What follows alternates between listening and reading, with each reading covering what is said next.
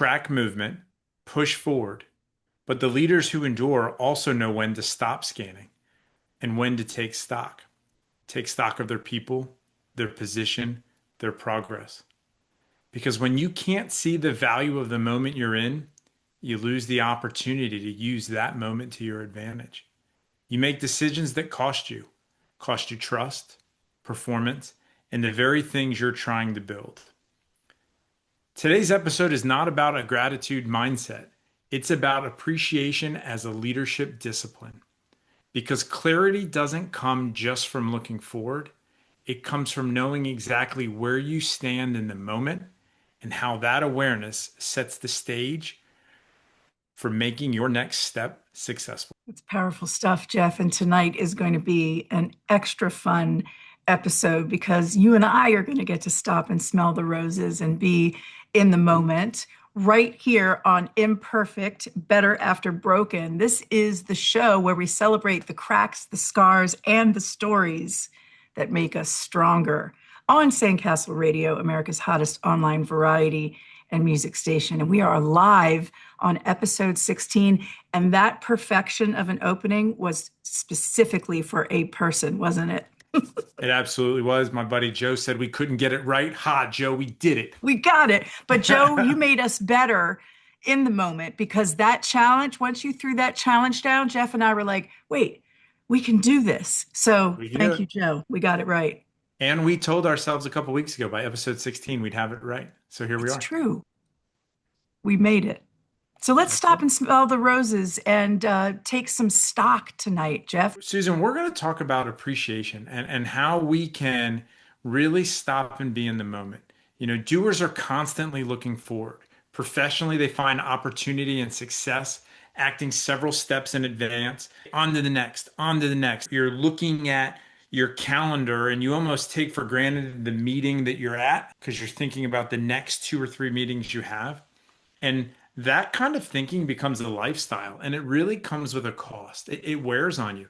And that professional mindset bleeds into a personal mindset and it really robs you of peace of mind because you become so forward focused that you miss the here and now. And everything that's happening is prologue to the next thing. And I think that's really what we want to dig into today is how can we get beyond thinking about prologue and epilogue and really focus on writing the current chapter. Wow, prologue and epilogue. It's counterintuitive in some ways to think about present because so many messages that we hear in sports, in business, in education are about focus on the future. But in fact, the way to truly create a great future is to focus on optimizing the present. So I'm curious about how well you and I, our listener, are able to be in the present. I'm not sure I'm really good at it, even though I preach it a lot. That's a great point.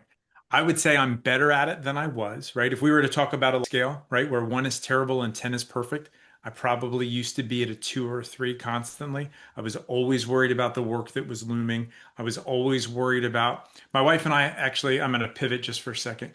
My wife and I used to always talk that we felt like we were racing against an hourglass in our personal life, where the sands of whatever time was running out on us because I had something at work or she had something at work or there was something else happening.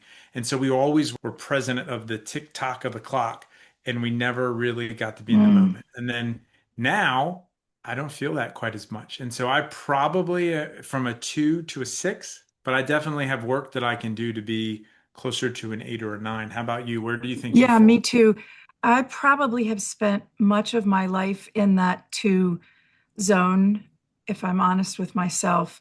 And it has only been in the past few years that the ability to stay more present has come. I remember learning about meditation way back and how important it is to clear your mind of thoughts of the past or the future, just there is only now. But I absorbed that as woo. I remember not being a good student in the meditation class because I'd always be looking around and how are these people so calm?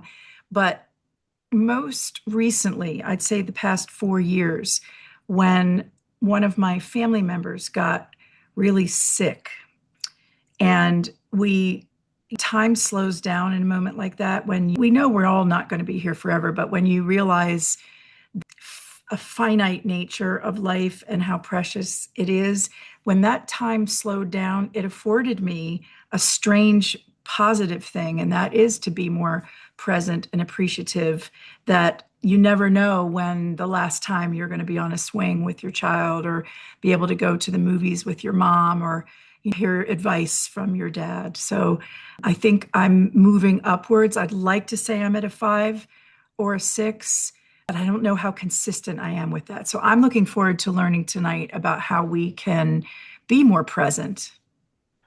What you just said there really hit me. You don't ever know when the last time thing is going to be. And I've heard a lot of that thought lately on a couple different podcasts I've listened to and things like you don't ever know when your last conversation with somebody is. Very rarely do you know until it's too late. I think about that as a parent. I don't remember the last time my kids asked me to carry them upstairs and tuck them in, right? My kids are now 18 and 20. But then I think about it, and I wish I could have savored it. I could have remembered it. I could have videotaped it. I think about my kids' little gravelly voices that they had, and I should have recorded more things to savor it. But then that's almost counterintuitive because there's research out now that says the less you photograph things and the less you record it, the more powerful the memories are. So, Wow. um, for our listener, I just got back from 2 weeks in Europe, and I made a point to not photograph as much stuff as I would have in the past, and to really try to do the mental photograph to work on some of that presence. So that was something I tried this trip was I still wanted the pictures, but I also didn't watch the concert through my phone, so to speak. Oh I was man, there in the moment. how able are we to do that? Good for you. And what another counterintuitive piece of research that the fewer actual snaps you take of a moment, the more you encode from working memory into long-term memory. That is a powerful concept, and I'm going to think of that the next time I'm in a space where I think I've got to hurry up. And how many times are we, here's my camera, I got to catch this moment, and then you miss the moment, or nothing worse than paying $300 for a ticket to go somewhere and then watching it through your phone instead of, I get that the artist looks a little smaller on stage, but to be present in the moment with the sights and the sounds and the vibe of that moment is so much more powerful. So welcome home from your trip to Thank you. Europe, and how cool that you practiced some of what we are going to be talking tonight about to be fully present. How was your trip? It was absolutely incredible. We went to Paris, as you, for our listeners, we went to Paris. I had no desire to go to Paris. I had no desire to do any of this trip, so to speak. When my daughter, this was a gift to my daughter, and she wanted to go. We took my son to Rome. She wanted to go to Paris, and I was like, "I'll buy you a puppy if you let me take you to Rome instead," because I loved Rome, and I had not heard anything good about Paris, and it exceeded every possible wild expectation. It was incredible. I got to do Mass at Notre Dame, was absolutely incredible. To Sacre-Cœur, and the mosaic dome there was just breathtaking. That was one of the few pictures that I took. And just all fun things. And this one's actually really cool, and I'm going to embarrass my wife, but 26 years ago, when my wife and I first started dating, she had a picture taken of her with a picture of me in front of the Eiffel Tower, and we recreated it, but with me like in person. And so that was to me the highlight of the trip. Oh, that's So so it was like cool. kind of a closed loop moment. So that was really exciting for me. You just said a closed loop moment. So many of our interactions, engagements, experiences are part of a broader context. And the fact that you were able to stand actually in front of the Eiffel Tower together and get that photo is such a neat way to honor the 26 years ago, but also be fully present. In fact, the lack of excitement you had for going to Paris, you suspended expectations and allowed yourself to be fully present, and it actually far exceeded those expectations, and that can only happen if you allow yourself to be present. Yeah, it's such a great point, right? It's almost kind of like that expression, the comparison is the thief of joy.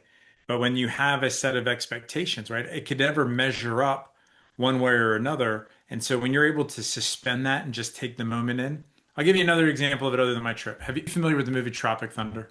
Yes. I love that movie. I Stiller may be my least favorite actor, but that movie, I went into that movie with such a low threshold. Like, if I can make it through a half hour, I will have won. And I love that movie. That movie is brilliant. I think kind of suspended the expectation. I wasn't worried about anything other than what can I get? What's the positive thing from that moment? And it's funny saying that. It's like I want to do that more often. Why don't we do it more often? That autopilot takes over, and our autopilot is specifically trained to get us through the current storm, but doing so with the reliance on our past schema, about how the world works, as well as our future aspiration. But being present in this moment right now, like, well, we don't know when our last episode will be. Hopefully it's, years from now and after 1000, but we just really don't know. And when you were talking about when the last time up the stairs with the kids, when I was a kid, my parents, we would take a walk. We lived in a cul-de-sac, and my parents still live in that same house. Would take walks around the cul-de-sac, and I would stand in between them, and they would pick me up and go, wee. When was the last time that they did that? You just don't think about it. So how can we be more present for an opportunity to go to mass at Notre Dame, or to have a giggle with a friend, or enjoy Ben Stiller in a movie that you did not think you were going to enjoy? What would you recommend that we do? So you and I talk a lot in coaching, and I'm sure in your sessions with your clients about the value of awareness. When I felt rushed, when I felt myself looking too far ahead, I use that as the tripwire to stop, deep breath, focus in on the moment. Mm. Be here. I deleted Instagram off my phone while I was in Paris because I wanted to be in the moment. Whatever meme or cooking thing or golf tip would be there. This moment wasn't. And so I use those as my tripwires. And so that would be my advice is when you feel yourself looking too far ahead, stop, take a deep breath and smell the roses. Look around you. What's around me? This is actually a really good tip that I learned um, from This Stuck by Britt Frank, where she talks about when people are feeling anxious. What's something I can touch? What are two things I can see? Three things I can smell? Bringing yourself back into that moment. And I think that those same techniques can be very useful. Let me really enjoy this sip of Bordeaux or this bite of this croissant, right? Like, let me do Can say that. that one more time. Yeah, croissant. That was absolutely I was fantastic. practicing. The sensory experience, six senses, the five main ones, and then who knows what's out there with the six. But to be present, dude, you went if you took Instagram off of your phone, you went all in. That is the essence of full presence. I really wanted this to be a moment to test the idea that the less engaged you were through a camera, the better the memories would be. And again, especially because this was a trip with my wife and daughter, a once in a lifetime kind of trip. I say once in a lifetime, we're already planning the next trip. But I wanted to be in the moment and thought that was important. And I've never been good at that. There was always waiting for the next phone call, My current job, I have the blessing of putting an out of office up and my clients, they knew that and it was okay. And to use your saying, I was where my feet were. What do you do? What do you recommend for, Well, for being in the moment and being present? putting boundaries around the experience. That is a skill that I'll be working on for the rest of my life. But every time I use it, it makes me a better person. And I have a Notre Dame story of my own. It's not a lovely one. The fire had happened 4 or 5 weeks before we got there, so we clearly were not. No one was going in other than to do the cleanup and repair. Out in front are just thousands of people on any given day passing by, and there's a restaurant across the street. So it was a business trip for me, and mom came with to have some fun. We had reservations at a restaurant right across the street from Notre Dame, and we were a little bit early. So we decided to just walk along the river. And these men were playing that game, three-card A Monte, three card Monty where you yeah, out shuffle it front. around and And yep. I'm super smart, and I'm not going to get hooked into this. No way. But my mom was like, "Oh, this is fun. Let's go play." And they were, "Oh, you're so beautiful." The whole we fell. I I'm not. It's so beyond being embarrassed. You're going to get back just as much. I knew we were not going to get money back, but somehow triggered in my brain, being fully present in the moment, I said, "Okay, I'm gonna outsmart these guys." And mom is standing there, and of course we lose our money. I was really mad at myself. Like, how did I get so caught up in the moment and the excitement of all this crowd is around, which of course the crowd is they're all working on it together. So the fact that I was hoonswangled is not the story. That's not the What presence of word the was that? story. I've I don't never worry. heard that before. I love that. It's a, Moonswangled. Okay. I don't even know how to spell it or if I said it right, but in the moment, I was taken for the sucker that I was. And my mom got such a kick out of it. She thought it was hilarious. I was mad at myself. So we go into the restaurant and I'm not there. I'm still thinking about the fact that I couldn't take my mom to Mass at Notre Dame. And then on top of that, we got suckered by the Seine, where I'm like, be here. You're with your mom in Paris, France. We're going to miss this precious moment. So I was bringing myself in to the frame of the afternoon. And I heard Susan in a very like East Coast accent. I'm like, impossible. The only other person I know is sitting right across from me.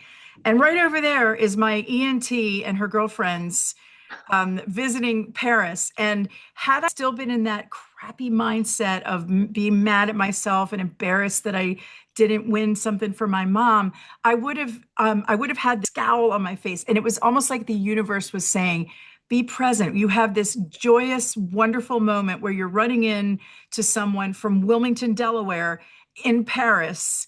What does mom remember? She doesn't remember the getting suckered, although she'll tell that story to anybody who will listen. But she just remembers that we got to hold hands and walk up and down the river together during a really special day. What a great recount it, right? And what was it you were stuck on, as we've talked about before, becomes the thing that makes the good memory.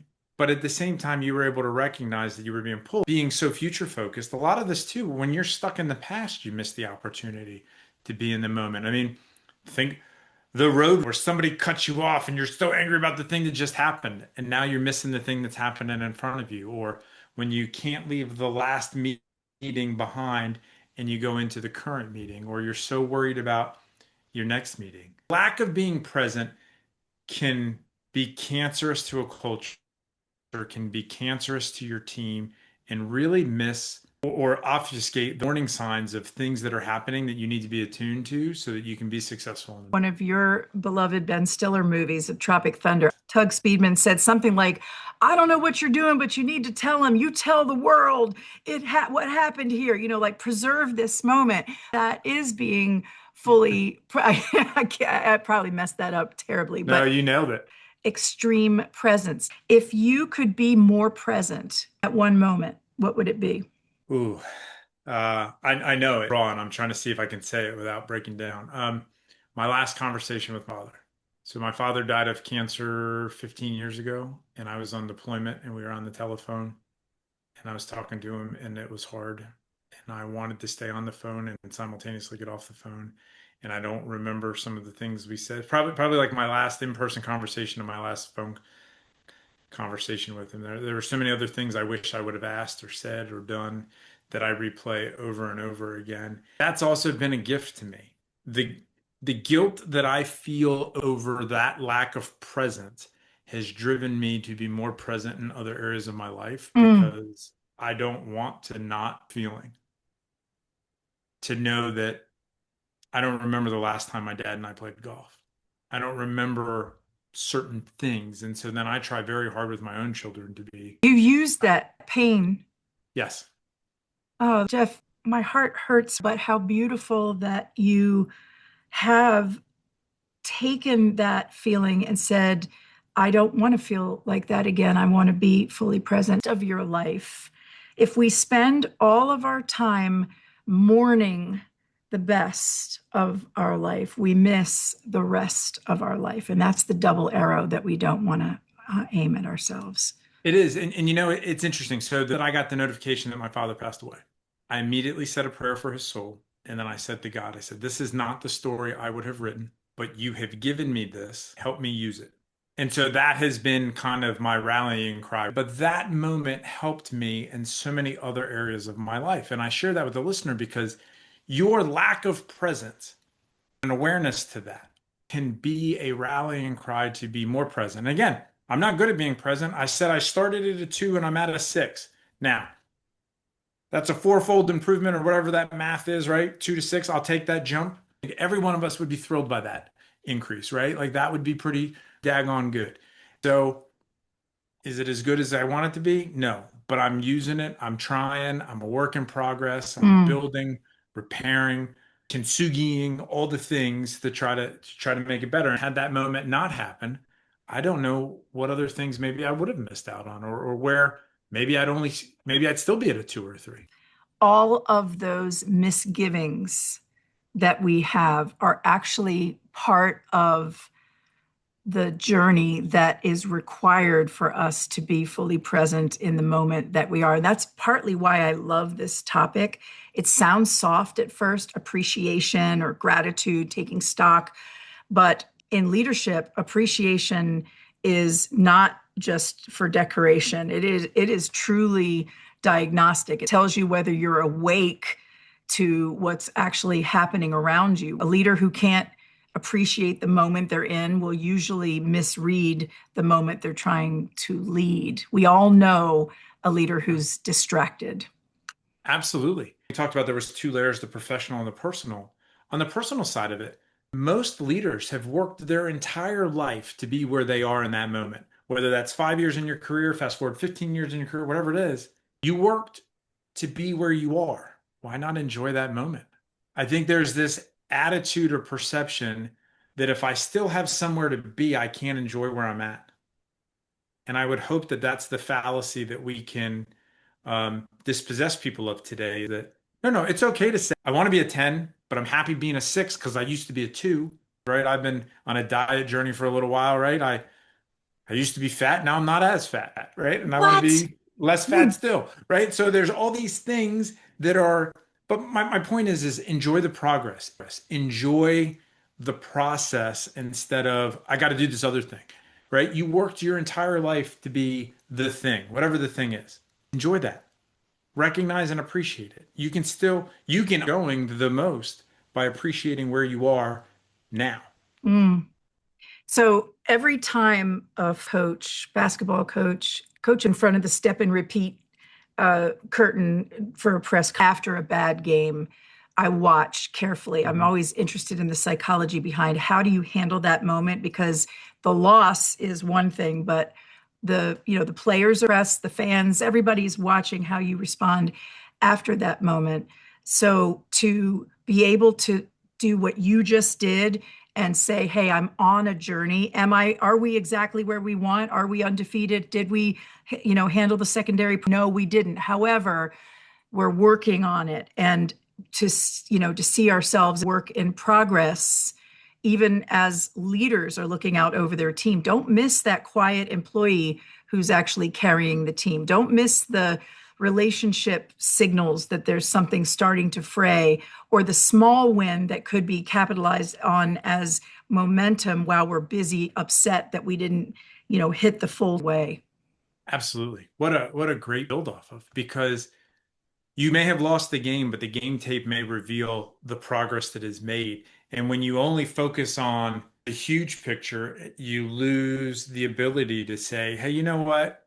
We did mess some things up in the secondary, but kudos to you, safety, who took our coaching notes from the last 2 weeks, and we can see you're implementing them. That's something to build on that will get you to where you want to be 3 chapters from now, 3 games from Mm, now, the next time you somebody. But if you're only focused on what's now, this quarter's earnings were terrible, or this quarter's earnings were great. Were they great by happenstance, or were they great because the process you implemented worked the way you designed? I said, when you play a game and the chance of losing is 0, you win by default. So did you really win, or mm. was there just not a chance of losing?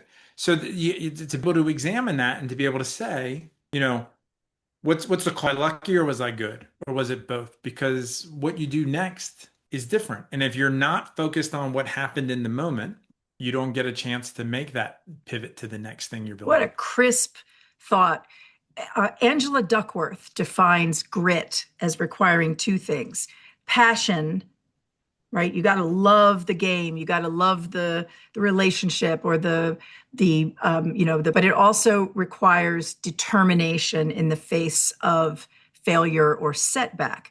So it doesn't matter how much you love the game if you can't remain determined in that moment. I can't believe you brought up the safety had some progress. Me why, but I was watching the podcast The White House this morning with Michael Irvin, and you had Shaquille O'Neal on there. And did you know that Shaquille O'Neal wanted to be a football player? I never knew this. I did not. Yeah, you did know. Yeah. It's just Shaquille O'Neal was so hurt. fascinating. And I was Yeah. living in Florida when the Orlando Magic were talking about this, 8 foot million inches guy town. And so, you watch him today during the height of his, you say, oh man, he's amazing and success. But he talked to playing, he's a safety. And, the frustration of, like he was at best, but that who was he watching? I think he was Patrick Ewing. And he's like, I want to be like that. And he started to imagine himself in his future. And so he started asking himself, what do I need to be able to do right now in order to succeed? And that's where basketball took over. And, he truly found his way. Keeping your eyes on the prize, Angela Duckworth, right? Grit, having the passion for what you want, but also allowing yourself the determination when you're Curious, what do you think is more caustic or more challenging? I don't know that caustic's the right word. More challenging, looking too far forward or being stuck looking in the rearview mirror? Either extreme gets us in trouble because our eyes are off of the road. There's that saying that depression is an overfocus on the past, anxiety is an overfocus on the future. If I had to pick one, if those who not study or learn from the past are destined to repeat it. We've got to do that. And that's part of what therapy is about versus coaching. Executive Yeah. coaching or leadership coaching is distinguished from therapy in that coaching focuses on the present and the future, whereas therapy goes in to really untangle and unpack the things that you did or have happened to you in your past. I spent the first 30 years of my, or 25 years of my career in that past focused, just even in diagnostics, when you're doing at a patient, you're looking at behavior from their, and the reason I moved away from psychology as much as I love it, but from therapy and toward coaching is because I am a very different space that I do, that it's about the present and the future. So if I had to pick, I think I'd rather over focus, over obsess about the future, because while the past informs us, the future shapes us. And I'd rather have my present energy focused on what I'm going to do next. How about you? I think looking back is more than looking too far ahead, um, because you can't undo it, and so then you can get stuck in that loop of guilt and depression to your about looking too far back. I also spending a lot of time reading and thinking about anxiety and folks who feel anxiety and working with folks who index on the anxious side. I think looking too far ahead can be problematic, but recognizing that you can use the current moment to shape the outcome Mm, feels hopeful. And so I to me, I think the hope and inspiration. I mean, really, it's the essence of what this podcast we're trying to help people with is you have cracks and things that broke in the past, but you can use your current moment to put them back together or change it. We can put a happy little mountain in. Okay, so I made a mistake. Now what? Now it's a happy little stream or a happy little whatever. And there's hope there. There's the chance to build. And so I think that, think about a 15-year-old driver's ed. You want to have a good scan, check your mirrors all around you. You want to look ahead as well. But you're doing so you are right now. And so I think that yeah. looking too far back is more dangerous than looking too far. But to your point, you got to have a good scan and a good balance. A mix. And that Yeah. driving really works for me. Tom, my husband, used to have a a quote at the bottom of email signature, and it said it was a quote attributed to Churchill. It was something like, "Success is not final, failure is not fatal. It's the courage to continue that counts." And there's a reason why the windshield dashboard, the forward-looking uh, square footage, is much bigger than the rear view mirror, designed to, yeah, keep you aware of, but not get overly stuck in. I get suspicious when someone says, taking it one day at a time, and then they're carrying around, three backup planners and a color-coded tabs on their calendar and a spreadsheet called, final, final. So I want to bring up final, final for a minute. How Okay. many times, for those who work or operate in an area where you save files, have you ever done this? You call it the topic writing about, and then you put underscore final. How often is that actually the final version of your file? Almost never. So I am guilty of like final version 37, final that many times. That moment we have a strong need for closure, closing that loop, and feeling like we have doneness. But with the time, there's more to the story, or there's more underneath the rock that we need to look for. So rather than getting frustrated with ourselves that we're now on final version 36, be present and that in this moment, the only thing we have is right now.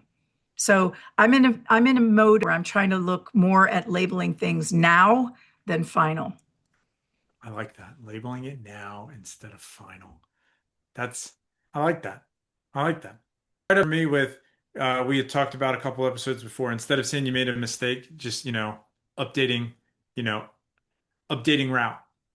When it doesn't tell you, hey, you're a chucklehead, you made a return, it's just recalculating, right? And so I like Recalculating. that, right? So now instead of, And the I only like that. way our GPS can effectively recalculate is if we let go of that turn that we missed, right? It has the only satellite can make is where we are now in order to get where we want to go. If we're always focused on the last turn that we missed, we can't recalculate. But also, if you're strategic and you're a looking person, that's awesome. People who can anticipate and look before problems become problems, or see things three moves ahead. That's a gift. That's a skill.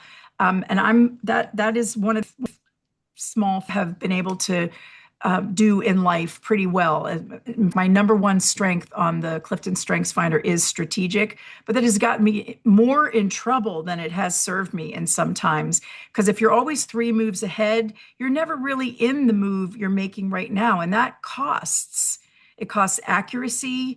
It costs spending too much time on the. I'm fascinated by these Kalshi, these apps that people are now to bet on everything under the sun. But staying present, if you are too far in the future, there's a big cost to that. And the one that I've learned that's been most costly for me is my peace. If I'm always thinking about what's next, then like, just be here now. Flawed, imperfect moment. Reminds me of a Kenny Chesney lyric where it says, they call it the present because it's a gift. Don't throw it away.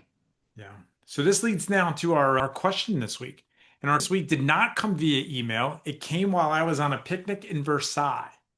Ooh, Um, I was my family and were having a picnic by the reflecting pond in front of the palace as part of the tour that we were on. And a gentleman who was on the tour with us, he is a recently retired CEO of a Fortune 200 company.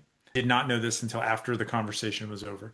And he asked me this question, and I told him I was going to use it in the podcast, and he laughed. And if he's listening, thank you. And he said, "Hey, I retired from court." You're a coach. Let me pick your brain. He said, I retired not too long ago, and I can't settle. I'm having a hard time settling into life without all my urgent demands and feeling wow. important.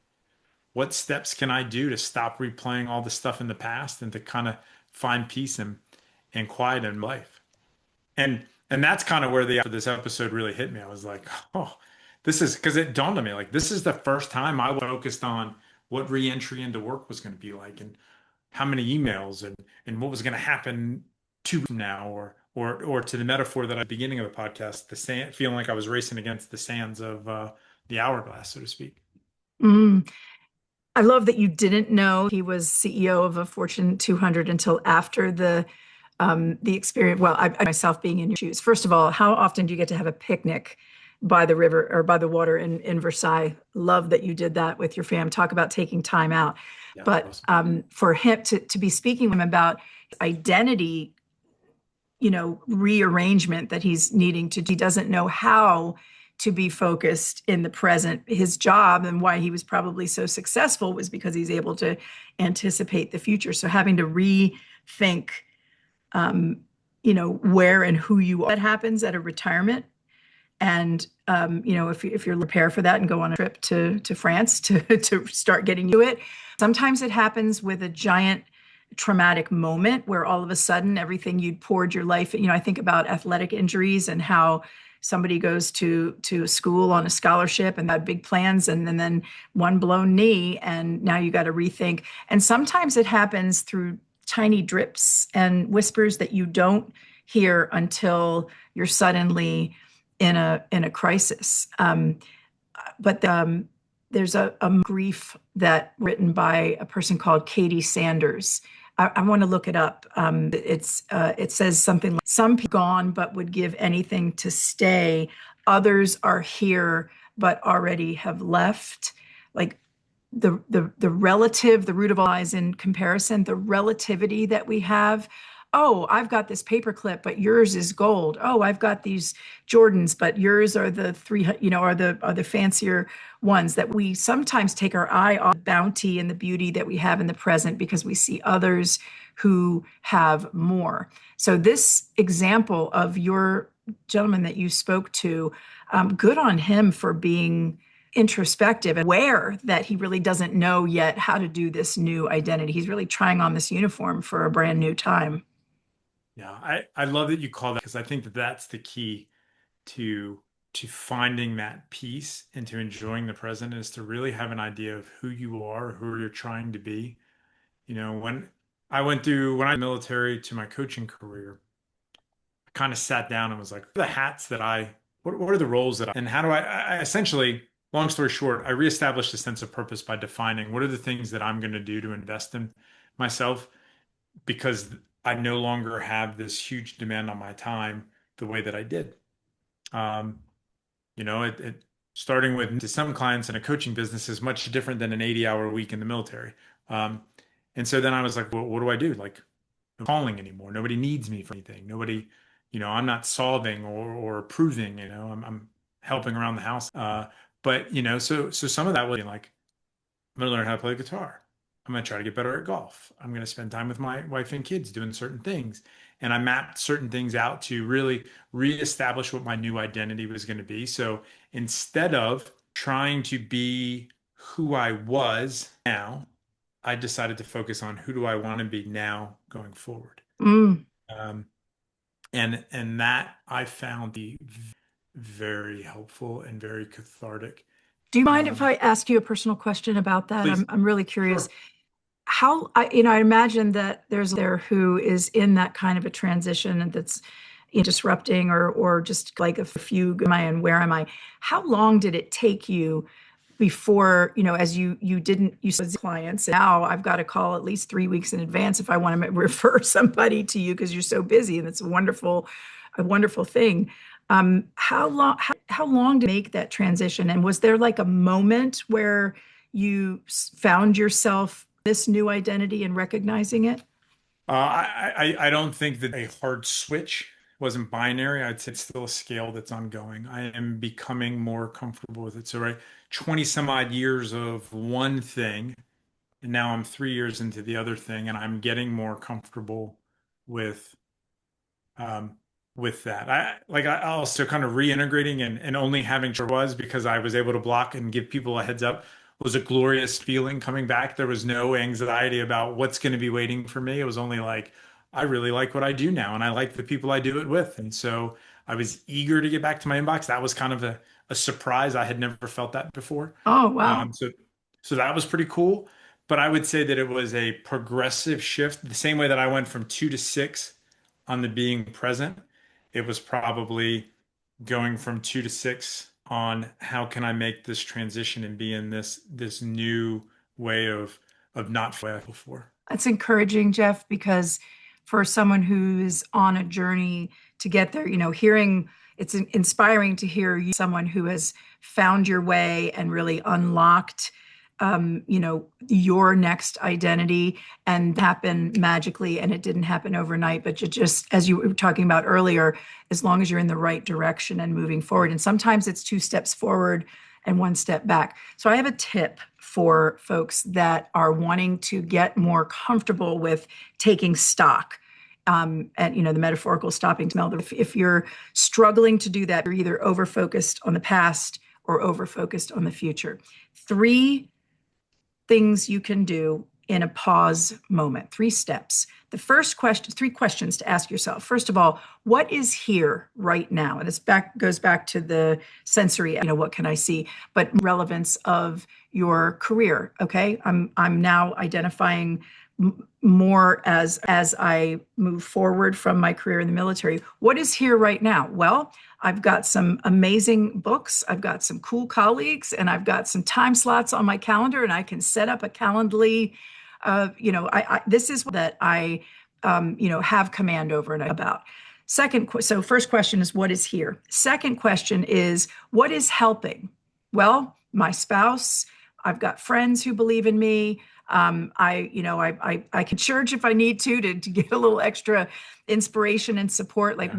what am I doing that I'm sleeping better now because I'm able to get up at 7 instead of whatever ungodly time you got up on a ship. I'm sure it was not 7 a.m. Like what is helping me? Second question. And then the third one that becomes that springboard for moving toward that future that you want to create is what is asking for my attention right now? Sometimes that's physical pain. Remember, don't knock physical pain. As uncomfortable as it is, physical pain is your body's brilliant system of letting you know what needs attention. So think of the have develop your new identity almost like physical pain serves a purpose to give you attention. I need one area. That's it. What's here? What's helping? And what is asking for my attention now? That is not what did I lose? What might fall apart? I'm humiliated that I no longer can run my fast mile, or what should I have done 10 years ago? What if everything changes 6 months from now? Just what's here, what's helping, and what needs my attention right now. What do you think about that? I love that. I love that. Great advice and very practical tips. I would offer uh, a slightly perspective and have a future perspective and an awareness of the past. And so I like to check my frame of reference. What am I comparing where I'm at against?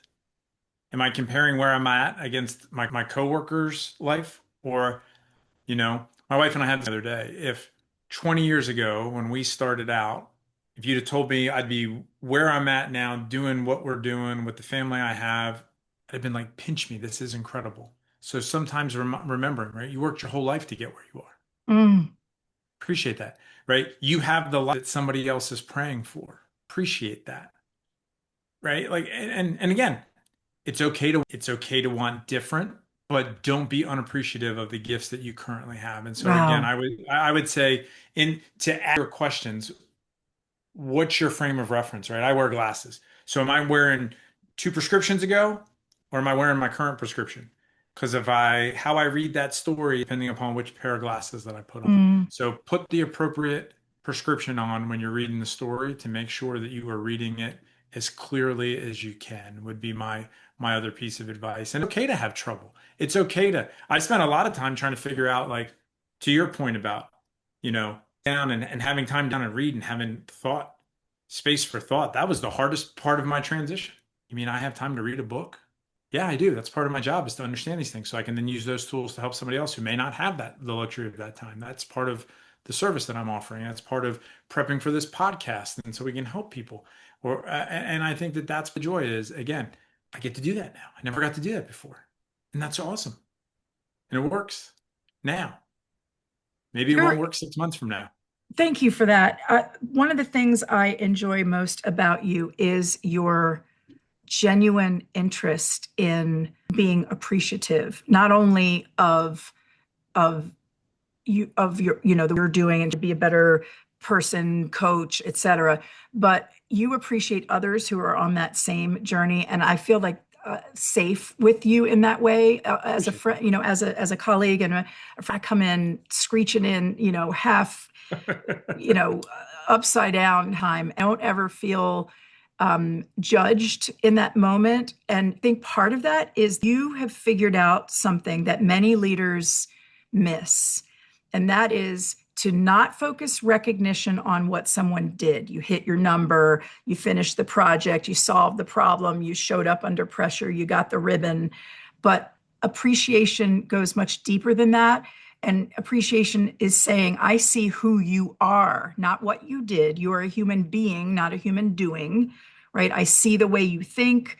I see the steadiness you bring. I see your care, even when it doesn't come out perfectly. So as we wrap up, I just want to express not not appreciation for what you've done, but who you are to me and to so many who know you. And I listen to you, see people right where they are, and that is enough. Even though you're encouraging them to do more, be more, and strive for more, you meet people right where they are. So thank you for that, Jeff. I didn't mean to get sappy on you today. Now, I appreciate that, Susan.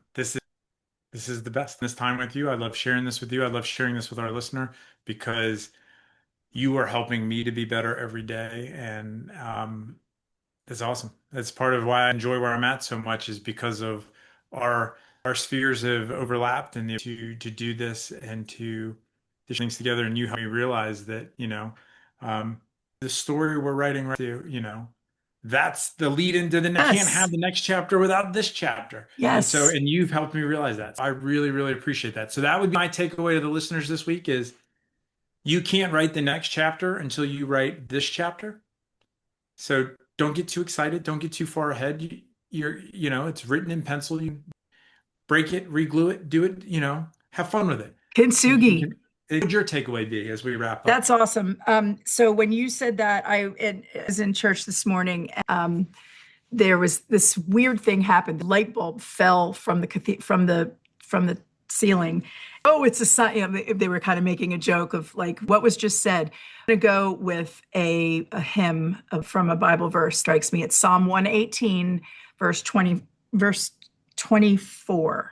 This is the day that the Lord has made. Let us rejoice and be glad in it. Not this is yesterday or this is tomorrow, like this day right here. It's not a command for fake happiness. It's just an invitation to wake up and be present and enjoy the meal you're having at the restaurant across from Notre Dame, not the fact that you just got hoonswangled in three-card Monte in the river, but you're sitting there with your mom and you get to see somebody, a friend from Wilmington, Delaware, and be here now.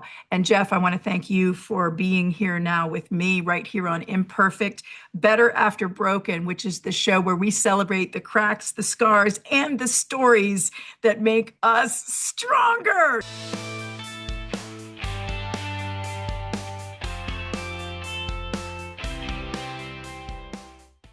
There you go, Joe. Nailed it. Nailed it. Love it. Thank you. You got to turn off. You got to turn off the stop, Suze. Okay, now we're off. Awesome.